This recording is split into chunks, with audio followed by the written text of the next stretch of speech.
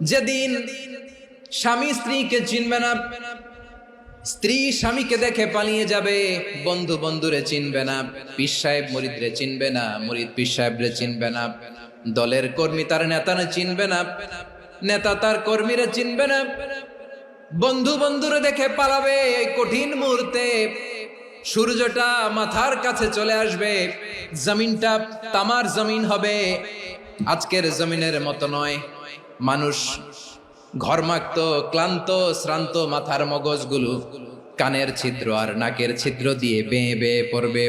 বিশ্বনবী ফরমান, কিয়ামতের ওই কঠিন ময়দানে 7 শ্রেণীর ব্যক্তিকে রব্বুল আলামিন তার আরশের নিচে ছায়া দিবেন।